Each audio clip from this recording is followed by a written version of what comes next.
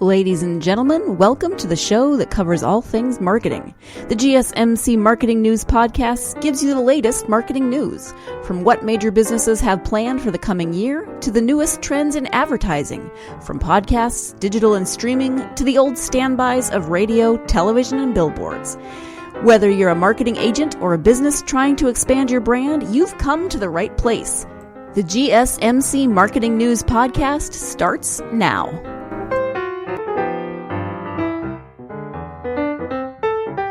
Hello, everyone, and welcome to the GSMC Marketing Podcast, brought to you by the GSMC Podcast Network. I'm your host, Mackenzie, and on today's episode, we are talking about Starbucks and Starbucks marketing. I realized that I talk about Starbucks so much on the podcast. We talk about it in our news segment, we talk about it in examples, we talk about it in other brands related to Starbucks. But I realized I had never done a full episode just on the marketing of our favorite coffee chain. And listen, I live in Seattle. I have Starbucks on every corner. I'm currently drinking Starbucks coffee that I bought to brew at home. So my life is just all about those beans, guys. So I really thought we would take a deep dive look into the marketing world of Starbucks and kind of see how they were able to create the brand that is the one we all know and love today, and how they continuously try to create new content and promote their products using all of their platforms and all of their marketing strategies. We're also going to talk about how you can use those marketing strategies in your own marketing and in your own advertising, even if you don't own a coffee business, even if you don't make coffee or anything related to Starbucks, you're still able to utilize these techniques and hopefully see a similar amount of progress or a similar amount of attention that Starbucks receives. So all that and more on today's episode. But before we get into all of that, let's take a look at what is new in the marketing world. Also, fair warning, one of these stories is about Starbucks. I didn't plan that. What usually ends up happening, for those of you that are curious, is that I always research the episode topics beforehand, sometimes like a week beforehand, and then I always do the news segment the day of recording. That way the news segments are fresh and relevant to what is currently happening in the world. So I did not plan to do a Starbucks news story on the day that we're recording the Starbucks episode, but hey, it'll just be a really great way to get our toes wet before diving in. Our first story, though, is about Disney+. They are canceling their European media launch event due to the coronavirus. So Disney Plus has canceled its European launch event in the UK for its streaming service Disney Plus, citing a number of media attendees' cancellation and increasing concerns at the prospect of traveling internationally because of the coronavirus. The Disney Plus launch events were scheduled to take place over 2 days on Thursday and Friday, 1 week ahead of its launch on March 24th. Disney said it will organize a Disney Plus executive press briefing via webcast for the next week. Disney has said in a statement, "We appreciate your understanding that this decision has been made out of an abundance of caution and everyone's best interest in mind." So I know we talk a lot, especially lately, about the coronavirus, but it really is because it's affecting so many people's marketing strategies and what is happening in the marketing world, because companies don't really know how to handle the situation, especially international companies like Disney and Disney Plus, who are in the middle of launching their European streaming service. So it's very interesting to see just how Disney responds to it. I always go to look at Disney just to see how they're responding to big global international issues that are arising, because they always do try to handle them in a very clean and very concise way.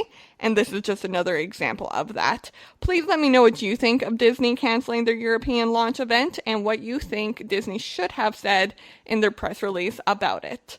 So write that in the review down below or reach out through social media. Our second story is that the Emerald City Comic-Con will go on as planned amid the growing coronavirus concerns around Washington State. So for those of you that are unaware, the Emerald City Comic-Con is Seattle's Comic-Con. It happens in March every year, and people have been very concerned if it was going to go on this year because of all of the outbreaks that have happened in Washington State. There has been a few confirmed deaths from the coronavirus in Washington State, so people are very aware that this might be affecting the convention and if it was going to proceed. However, no need to worry for anybody who bought their ticket early, unlike me, who was late to the party and had to pay a little bit extra. The convention will still be going on as planned. They tweeted out, Hey everyone, we know ECCC means a lot to a lot of people. Many of us and you have been looking forward to ECC for a year now, and we will always want the best for this community that we have grown to love so much.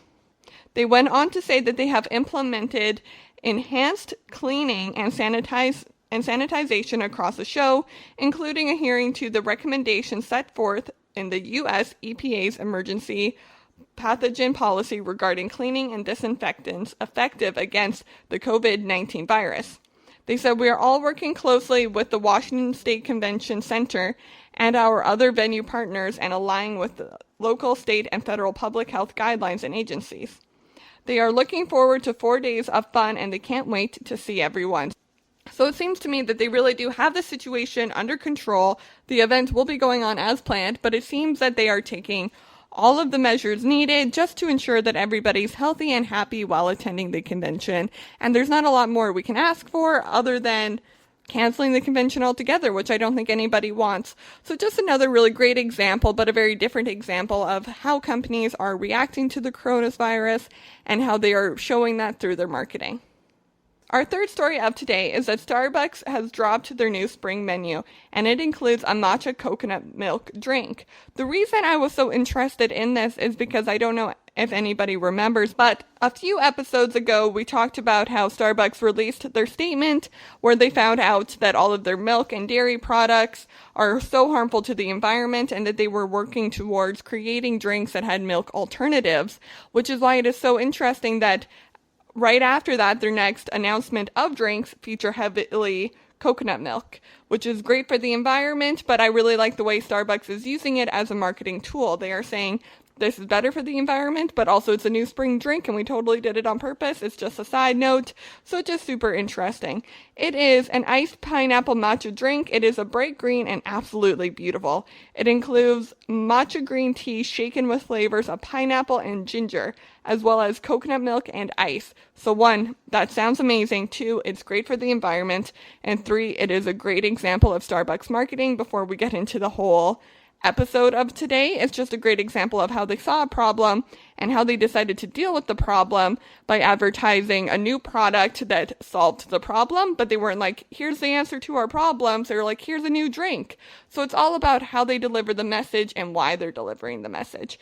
But we're going to talk more about that on today's episode, so make sure you hang in there and stay tuned. Okay, everyone, we're going to go ahead and take a short break from the podcast, but when we come back, we will be talking about the marketing timeline for Starbucks. So stay tuned because you are listening to the GSMC Marketing Podcast, brought to you by the GSMC Podcast Network. I'm your host, Mackenzie Jakewish, and I'll be right back.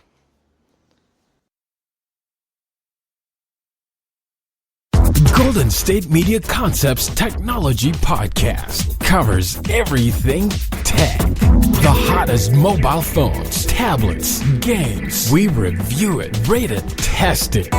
Whether you're Microsoft or Apple, Android or iPhone, we'll give it to you again. Black and white. The Golden State Media Concepts Technology Podcast.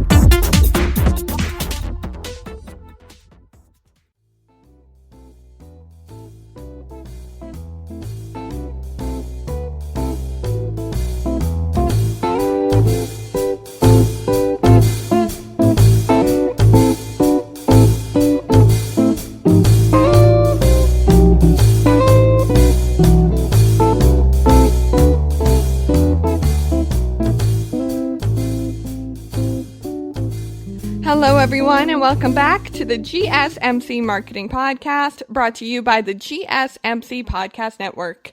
I'm your host, Mackenzie Jakewish, and on today's episode, we are talking about everybody's favorite drink, the first drink you have first thing in the morning. We are talking about Starbucks. Obviously, not everybody on this podcast drinks Starbucks first thing in the morning, but I'm about 100% sure everybody listening to this podcast has heard of Starbucks. And why have you heard of Starbucks? It's because because their marketing is so killer, so fantastic, and so over the top amazing that they are literally on every platform you look at, every store you go into. You really can't escape them. They are everywhere.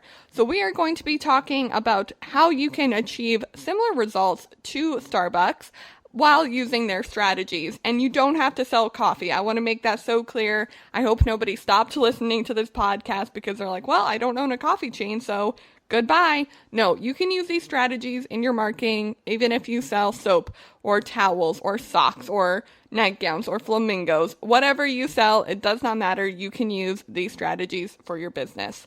Okay, everyone, so I would love to start out by taking a look at Starbucks' timeline all the way from 1971. So in 1971, Starbucks was founded by Jerry Baldwin, Zev Sigi, and Gordon Bowrick. At first, the coffee company had only sold beans. They were not into selling all of these flavored premium coffee drinks that we're used to today. They really only sold beans. However, by 1986, there were 6 Starbucks stores open in Seattle, Washington. All of those sold premium coffee drinks, and they were now branching into selling actual coffee rather than just the beans. However, today you can obviously still go buy the beans, and if you're near Starbucks, you can actually go visit the first Starbucks that was ever opened. It is right by Pike Place Market. I have a few photos of it. I'll tweet one out today because it is pretty interesting. So the famous logo that we all know and love, it was inspired by a Norse woodcutting that contained a siren. The mermaid-like figure has been with the company since its inception in 1971. It has, however, changed multiple times over the 47 years that Starbucks has been around. In 1992, they had 140 locations. By 1998, they opened inside grocery stores. Now, this was a huge thing for Starbucks, and it still continues to be a huge thing today. I know a lot of us probably know where the nearest Starbucks is, but for a lot of people, especially me, and I live in Seattle, the nearest Starbucks is actually inside of another business. It's not a shopping mall. This is really embarrassing. The nearest one to me is actually inside of a hospital. And I'm not going to lie, I do go there all the time. I know right now the coronavirus, that's kind of gross. I haven't done it since, but it's so convenient and it's so easy. And that's sort of in 1998 what they were going for. They wanted to be the convenient option for you. They wanted to be the option that, you're going grocery shopping, you're going to be in there for a while. Why not grab a coffee? So they understood that by placing themselves in situations where they could be seen by a large public and have their audience just be able to pick up and go, that would help grow their business. By 2006, Starbucks had 12,000 stores. Wow. So just like taking a look at the growth from 1971, they weren't even selling drinks. They were just selling bees in one store in Seattle. To 2006, they had 12,000 stores that all sold premium coffee drinks. By 2009, Starbucks had launched their first loyalty program. They also started offering mobile pay. This was a huge deal for Starbucks, and it still continues to be a huge deal today, similar to them being in grocery stores. This really just allowed people to access the product more conveniently than any other product. You could pay online, you could order online, and you could just pick up and go without ever interacting with a human, which I know a lot of people really care about. If we could just limit our human interactions, marketing would be like a gold mine if we all could just figure out how to do that. But Starbucks did. They found a way that you didn't have to interact. You could just click buttons on your phone, pay on your phone, and go, which was huge for the company and huge for anyone who loved a good Starbucks drink but did not feel like talking. In 2011, the final logo redesign was released for Starbucks' 40th anniversary. So this is the one that we all know and love today. I'm looking at one right now in my apartment because I just bought a bag of Starbucks coffee. It is the green circle with the white mermaid outline. There is no border that says Starbucks. There is no Starbucks naming on it at all. It is just simply the green detailed mermaid that we all know and love today. Obviously, we can all kind of recall the old renditions of what the logo used to look like. And like I said, later today when I tweet out the original Starbucks photo, keep an eye out for what the mermaid originally looked like, because although she was always a part of the logo, she has changed over the years. By 2015, Starbucks had 22,000 locations. So again, let's really focus on that growth because that growth is sort of amazing. So from 2006, they had 12,000 stores. And then in 2015, they suddenly have 22,000 stores. That is an insane jump for 10 years. And it's so incredible. And that counts for all of the supermarkets, shopping malls, hospitals, schools, what have you. That accounts for all of them, which is why, I know there's a lot in the world, but I feel like there's a lot in Seattle specifically. Like, I can't walk down the street without seeing a Starbucks. They're in hospitals, they're in malls, they're on street corners, they're everywhere. So 22,000 actually seems kind of low to me, but I guess where I'm from in Calgary, Alberta, Canada, there's only one. So that does make sense. I'm just saying Seattle has a lot. I would just like to make that clear. So by 2017, the net worth of Starbucks is $85 million. That is so big for a company that literally just sells coffee. They don't do anything else. Well, actually, we're going to talk about everything else that they do, but when it really comes down to it, their main product is just coffee. But when you think about the brand Starbucks and what the brand Starbucks really offers is they offer, and we're going to get into all of this later as well, but they offer mugs, coffee you can take home, ornaments, water bottles, keychains, and most of all, they offer you that atmosphere that every Starbucks store currently has, that when you walk in, you are immediately like, oh, this is a cool place to hang out. They got the cool music playing. They got cool photos to look at. They have free Wi-Fi. It is literally the ultimate place for any writer to go write. I used to write for a company called Society 19, and there were a lot of times that I would just go to a Starbucks to write because it was better than writing in my living room. They are comfortable, they are stylish, and they really do all have that similar theme that we're also used to knowing. Okay, everyone, we're going to go ahead and take a short break from the podcast, but when we come back, we are going to talk about the top 13 marketing strategies that Starbucks currently uses today. So get your pen and paper out, everybody, because we are going to be taking a deep dive into their advertising ideas. So stay tuned because you are listening to the GSMC Marketing Podcast, brought to you by the GSMC Podcast Network. I'm your host, Mackenzie Jakewish, and I'll be right back.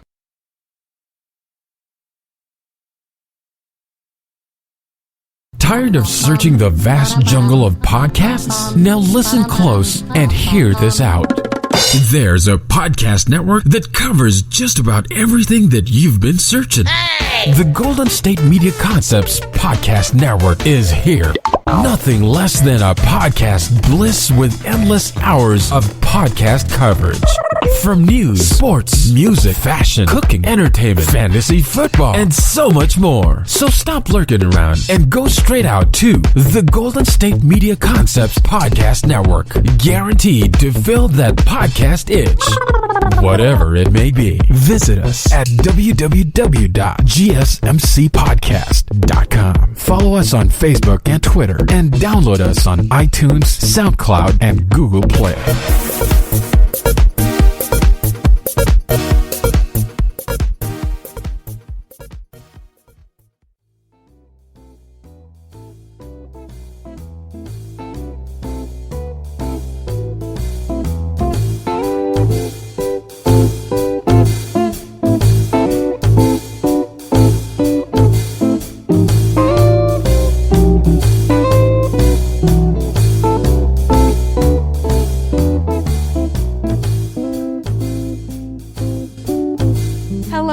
And welcome back to the GSMC Marketing Podcast, brought to you by the GSMC Podcast Network.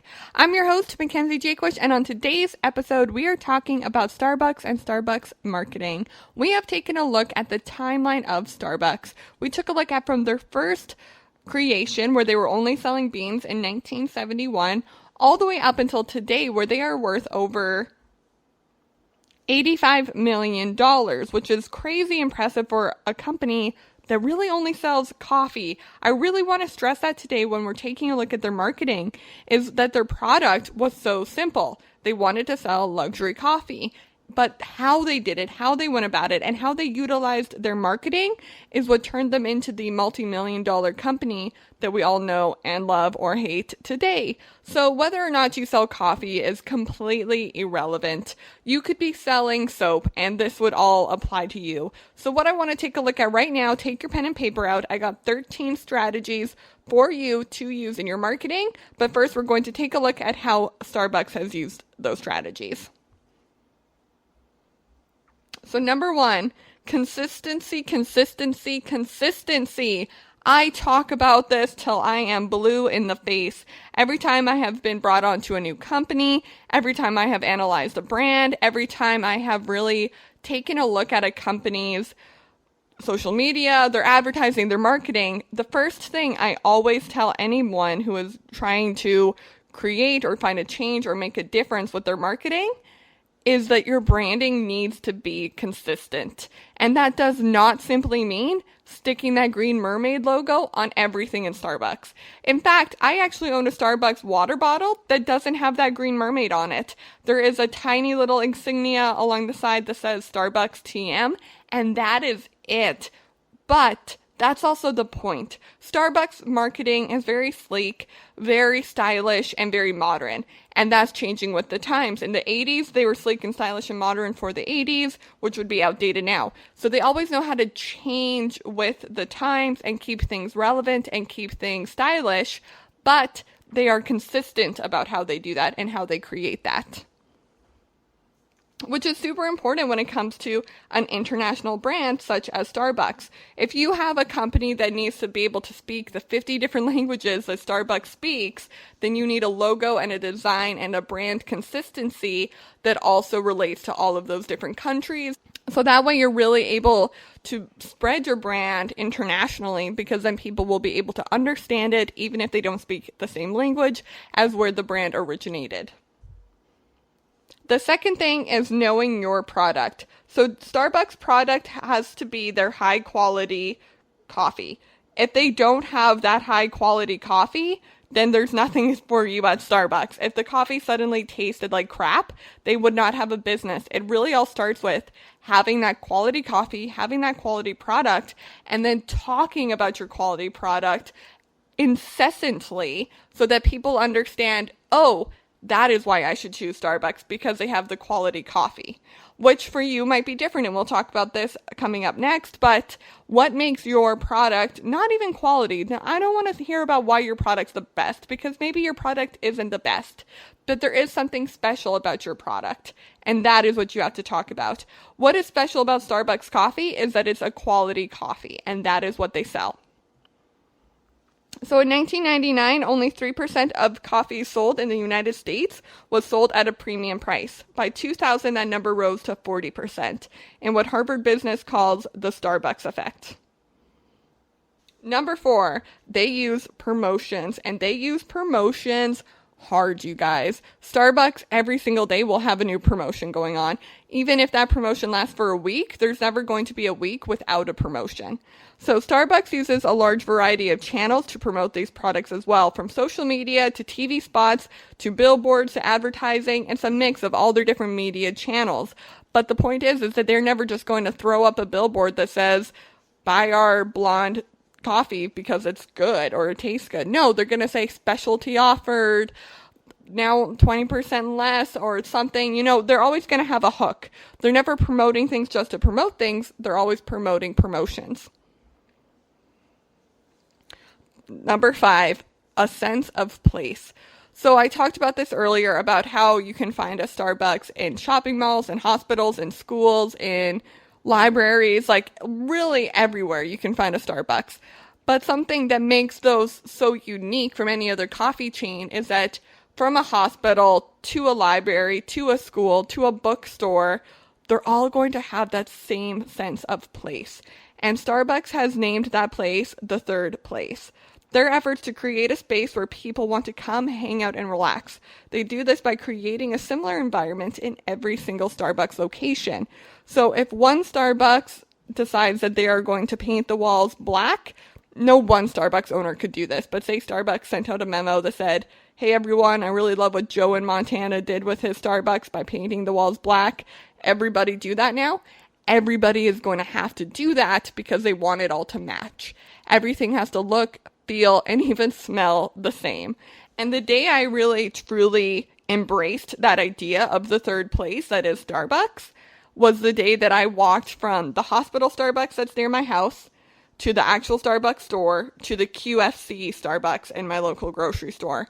And they all had the same friendly barista saying the same stuff, writing my name on the cup, the same like wood paneling, the green walls with the writing on them, just the same feel. That mermaid logo's there, but she's not obnoxious. They all have that same feel and that same sort of level of, oh right, this is a Starbucks, I'm relaxed.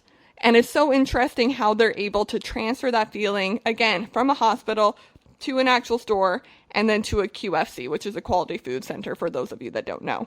So it's so interesting, but so important to their marketing that they keep that consistent. Another thing that they do is cross-channel consistency. Guys, the main thing to take away from this, if you forget everything I tell you today, except for one thing, make that one thing the consistency level that Starbucks has. I've already talked about their branding consistency. I've talked about their placement consistency. But how about the fact that from their branding, from their social media, to their website, to the actual store location, it's all consistent. There's once a really good example, and you can go Google this for yourself. It is when they first introduced their new blonde brew at Starbucks, they did an Instagram post where it said in the caption, I think it was subtly sweet. And then you could go into a store and on their chalkboard, because that's such a Starbucks thing to have the chalkboard, it said, try our new blonde, subtly sweet. Then there were billboards that said it. Then there were TV ads. So it's this cross-channel marketing that really helps push their new products and create this urge of excitement, but also you recognize that branding and how consistent they are with it. Number 7, they repurpose content across each of their social media channels. So something that Starbucks does, which is really unique to a lot of brands, but every brand should do this, is they treat their Instagram, their Twitter, their Facebook, their LinkedIn, even their Tumblr, even their TikTok, even their YouTube differently, but it's all consistent. And they do that by repurposing content. So it's not like they take the photo that was on Instagram and just post it on Facebook. They take the photo that was posted on Instagram and also the video that was on YouTube and the caption that was on LinkedIn, and they mash it all together to create that Facebook post. So what they really try to strive for is understanding each platform and then repurposing the content for each platform. That does not mean they are copying and pasting. That means they understand enough to be able to generate content that will work for every platform if tweaked a little bit. Number 8, customer support. Their customer support is so on fire that it has become a vital part in their marketing. They strictly use Twitter, I believe it is, for their customer support. They have picked one channel, and I encourage a lot of companies to do this as well. You pick one platform that is your sole place to connect with your customers. You should obviously be engaging with your audience on every platform, but if they have a question, if they have a comment, if they have a concern, you look at it on Twitter. That's very similar to the GSMC marketing Twitter. If you go over there, if you have any questions, comments, or concerns, hop on over there because I will be happy to answer them for you. But let's get back to Starbucks. So the Starbucks marketing channels are there for customer support, specifically Twitter. And they're going to respond to you, and they're going to respond to you in an efficient, concise, and helpful way, which is so unique to their brand because they don't want anybody left feeling twisted in the wind. And this has become such a big part of Starbucks that I've even tweeted them and they've immediately replied. There is no waiting, there's no humming and hawing, and it's just straightforward answers. Number 9, they create messaging guidelines for their social and marketing team. They don't use emojis when responding on Facebook.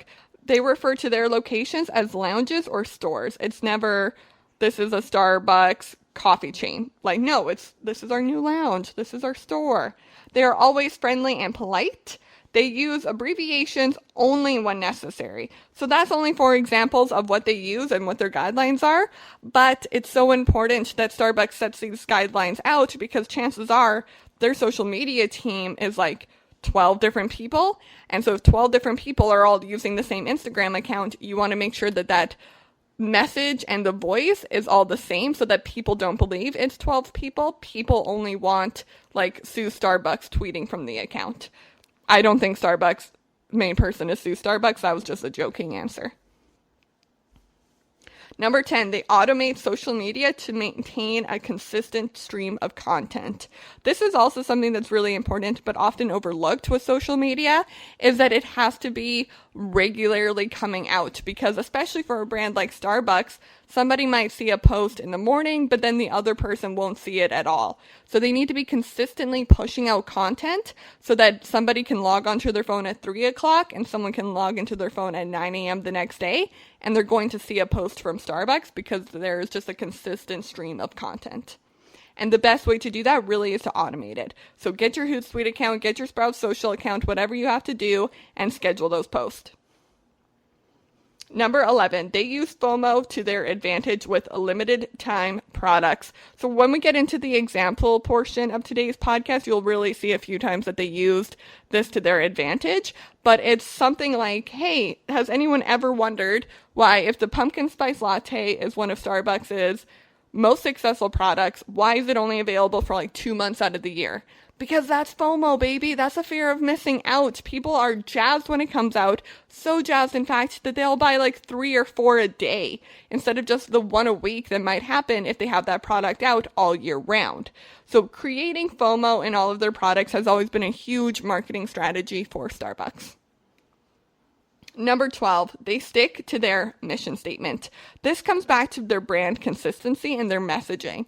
They create a premium product. They create premium coffee. That is the whole point of going to Starbucks. If you want cheap coffee, go to Dunkin' Donuts, is basically what they're saying. So although their branding, although their messaging, although their promotions, and although their actual products might change, their mission statement to create a quality coffee drink for you, that is always going to be the same, and that is always going to be consistent. Number 13, this is so important, but so easily forgotten.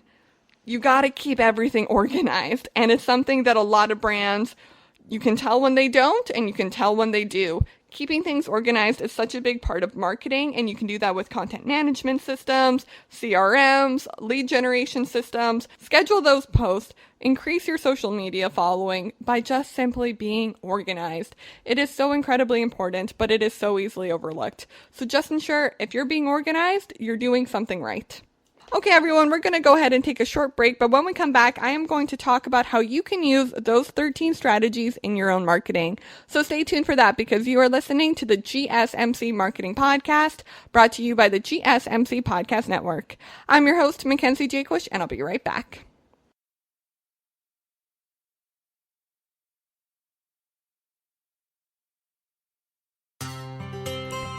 Are you a business owner?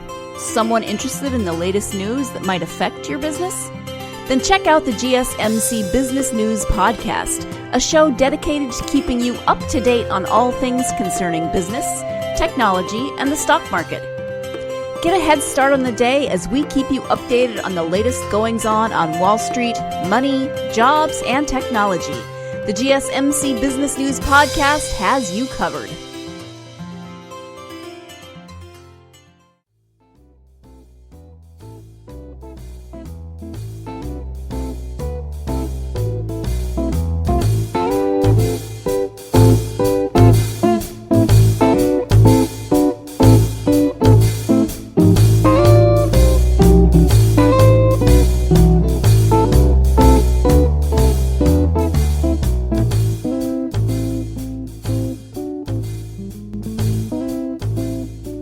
Hello, everyone, and welcome back to the GSMC Marketing Podcast, brought to you by the GSMC Podcast Network. I'm your host, Mackenzie Jaquish, and on today's episode, we are talking about Starbucks. Before the break, we talked about how they use 13 different marketing strategies to promote their products, to cultivate an audience, and to engage with their followers. Not to mention, all of this None of this is worth anything unless they are actually selling their product. So we talked about their product and how they ensure consistent branding with their products and also always stay true to their mission statement. Now what I want to talk about is how you can use those 13 different techniques in your own marketing. You might not be selling coffee. You might not even be selling anything close to a premium beverage.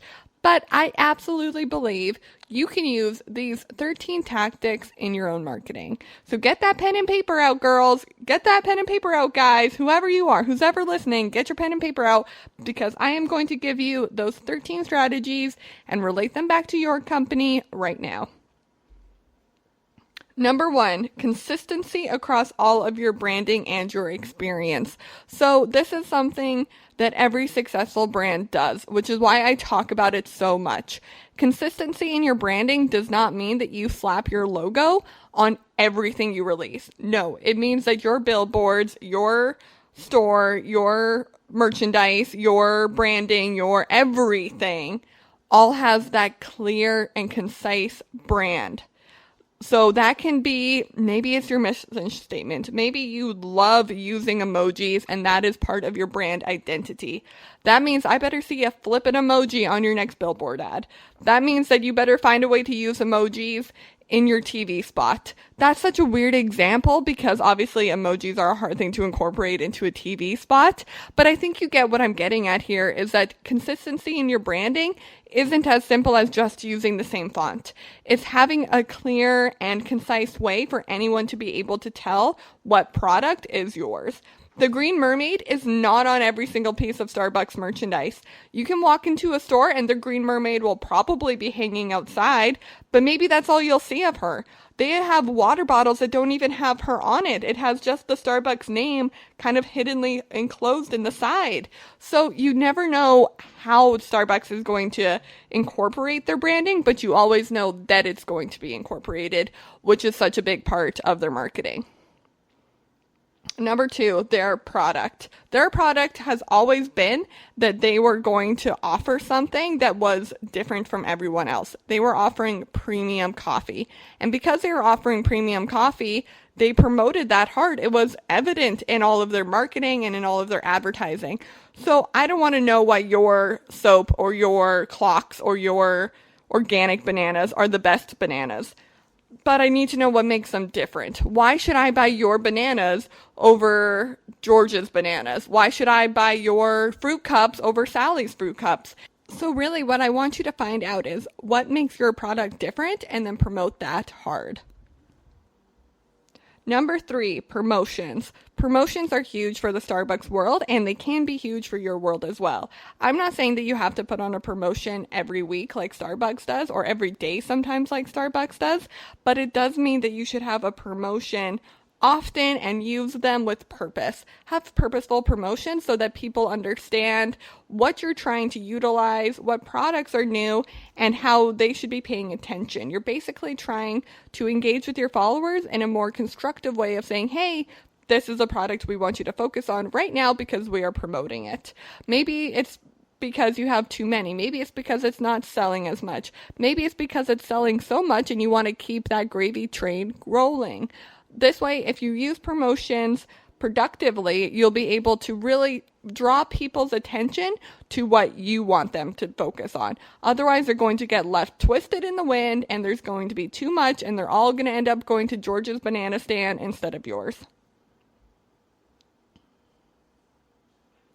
Number 4, place. Place is huge. Don't even get me started on the Starbucks place. We talked about it in great detail before the break, but it really is so important and so unique to the Starbucks brand that if you walk into a hospital that has a Starbucks, if you walk into a library that has a Starbucks, it's all going to have that same feel and that same sort of energy about it. From the style to the music to the barista, everything is identical. And it's just that level of consistency that a lot of brands miss out on. Now, how can you use this in your marketing? This goes back to that level of consistency that I really want you guys to have. You might not own 22,000 different stores. You may only own one store. But when someone's looking at your social media, when somebody sees your TV spot, they should have the same feeling that they get when they go inside your store. If you want to promote that your bananas are just like they're going to make you feel like you're at home, like it's going to remind you of your childhood. Then all of your social media, all of your TV ads, and your store, your actual physical location should feel like home. Really push that messaging hard, you guys. Cross-channel consistency. So this is very similar. I basically want, if you guys have a social media post, if you guys have a billboard, if you have literally anything, cross-channel promote it. Utilize that content over and over again, because content is so hard to come by and content can be so draining to create. I definitely understand that once you come up with something, really try to work it hard so that you're able to get the most out of your efforts. Customer support. This is another one that Starbucks does really, really well that I want everyone to definitely take note of, because they respond to all of their customers in a moment notice, but they try to direct all of their customer questions to Twitter. That doesn't mean that you shouldn't be replying to comments on Instagram or on LinkedIn, but it does mean try to direct the flow of concerns and of possible complaints over to Twitter or whichever platform you choose. I highly recommend Twitter though, because Twitter is one that you can instantly reply to. It's not going to clog up your feed. People aren't going to be able to really go back and read it. It's just a really great way to really have that information on their profile and not on yours. So designate one channel to your customer support, and then don't forget about your customers. Consistently engage with them and consistently tell them how important they are, because people love being told they're important. Number 9, create a messaging guidelines for your social team. So we talked about the 4 main ones for Starbucks, which is don't use emojis when responding on Facebook. Refer to your locations as lounges or stores. Always be friendly and polite. Use abbreviations only when necessary. But your branding guidelines and your media messaging guidelines should be a lot more than just 4 points. I guarantee the Starbucks one is like 40 pages.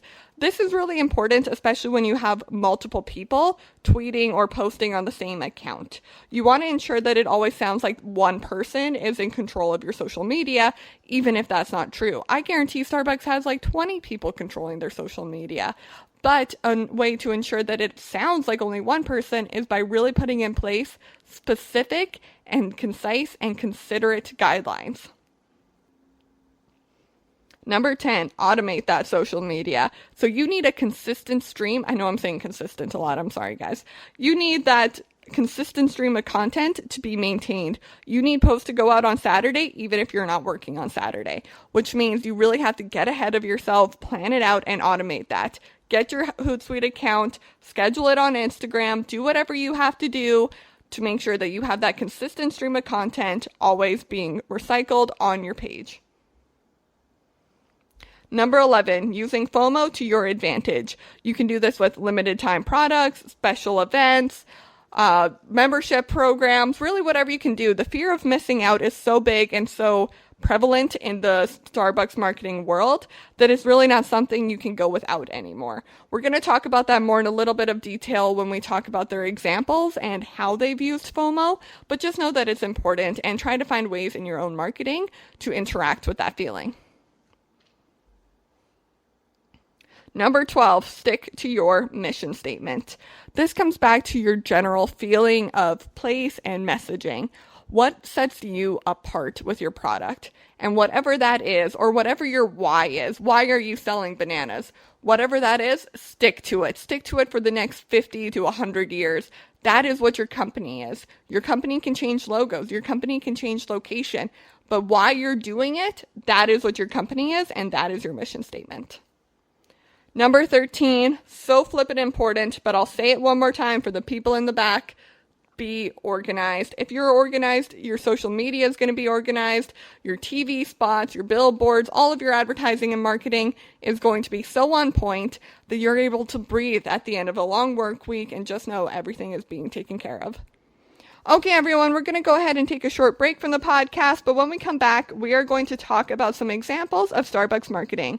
So stay tuned for that, because you are listening to the GSMC Marketing Podcast, brought to you by the GSMC Podcast Network.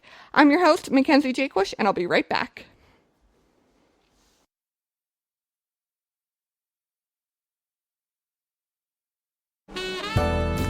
Are you looking for a podcast that gives you all of the latest news from the world of finance? Then check out the GSMC Financial News Podcast. We'll delve into the ups and downs of the stock market, changes in the economy, and news from the world of real estate and technology. From breaking news on the New York Stock Exchange, NASDAQ, or the overseas market, to updates on the bond market, if there's money to be made, we'll cover it on the GSMC Financial News Podcast.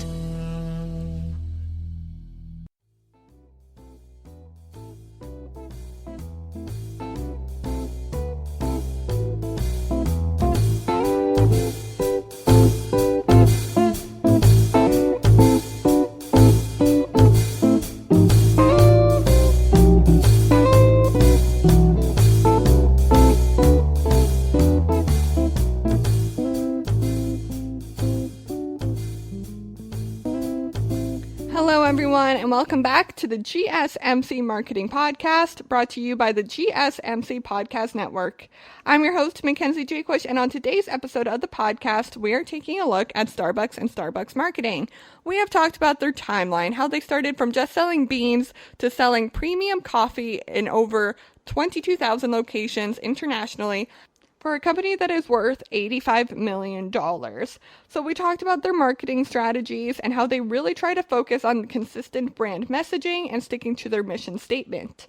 We then talked about how you're able to utilize those strategies in your own marketing, how you can take the idea of a consistent brand, a consistent messaging, and modernize your social media and all different ways you can incorporate FOMO, promotions, and different marketing campaigns so that you can achieve similar results to Starbucks. And again, you don't have to sell coffee to use these. You can sell bananas and still use these techniques.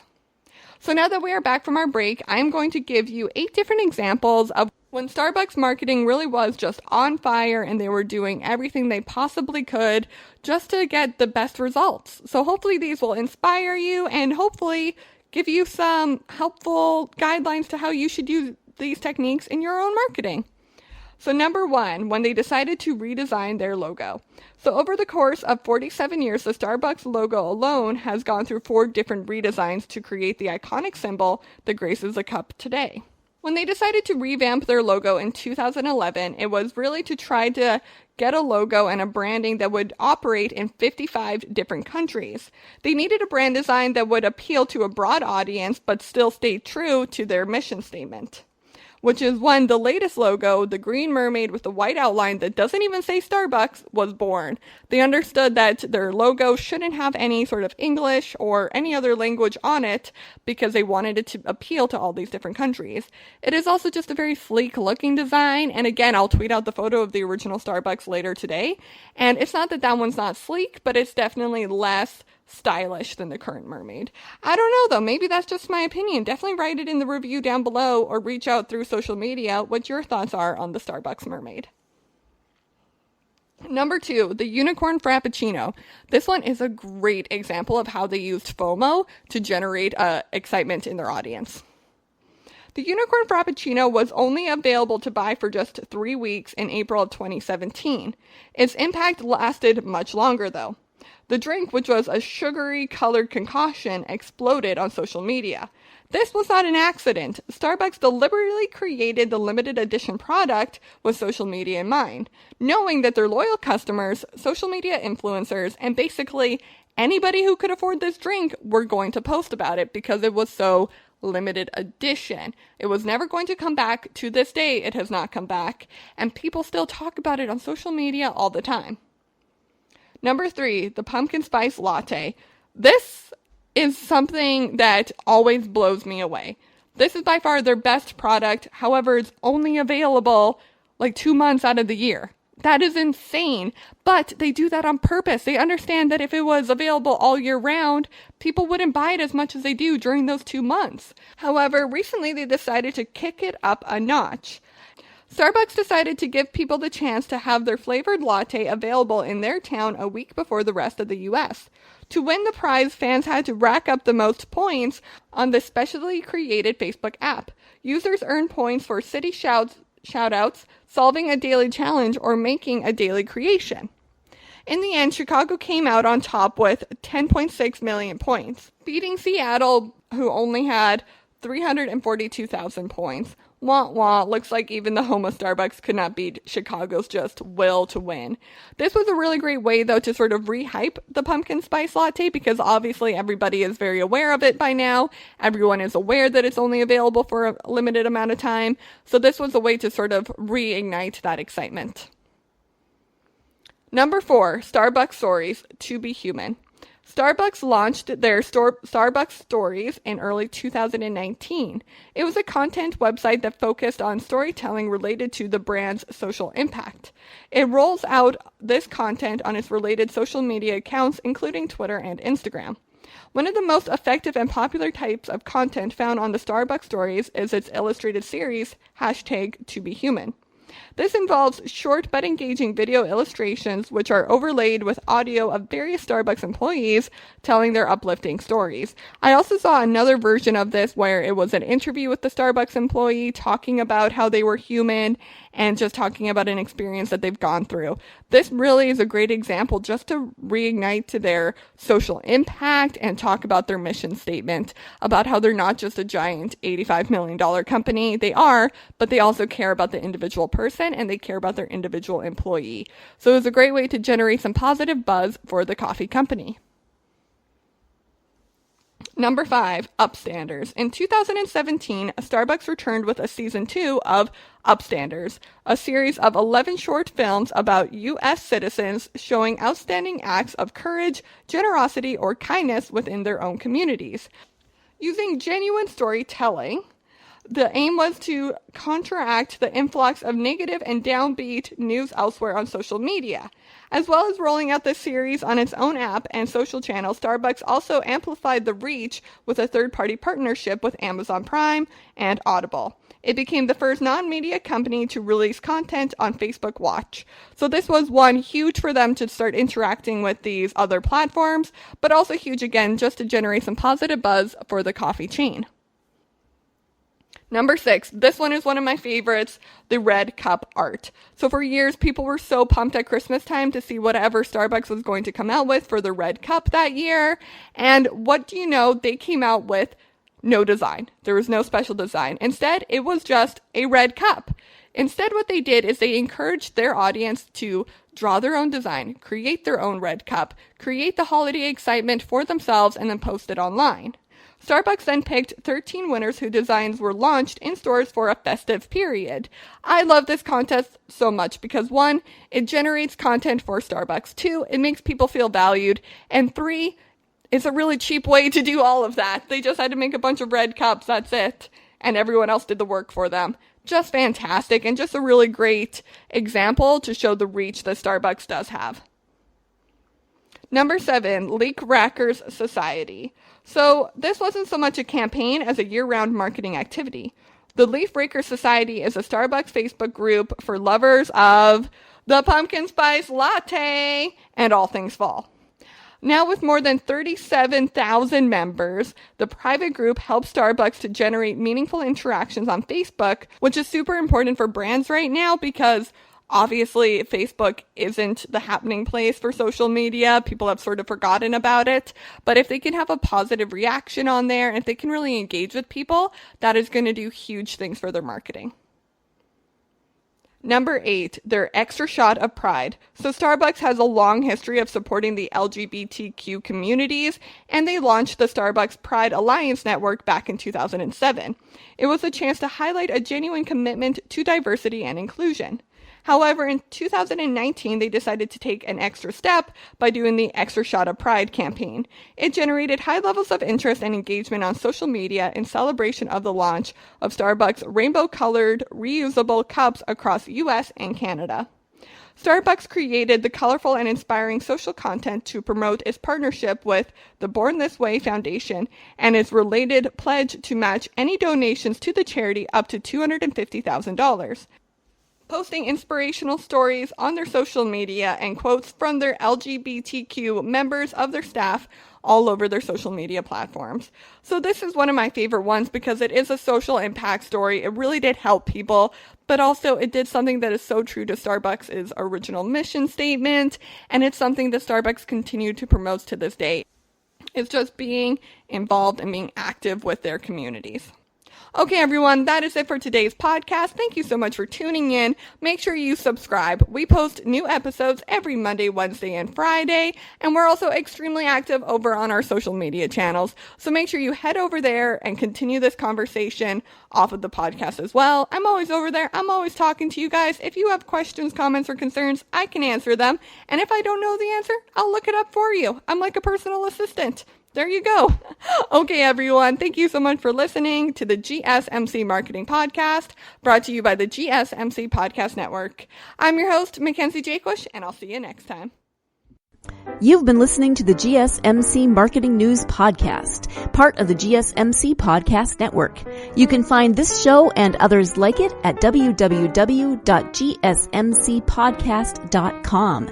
Download our podcasts on SoundCloud, Stitcher, and Google Play. Just type in GSMC to any podcast app, and you'll find all of the shows from the GSMC Podcast Network. From movies to music, from sports to entertainment, from business news to weird news, you'll find it all on the GSMC Podcast Network. You can also follow us on Twitter and Facebook. Thank you, and we hope you have enjoyed today's program.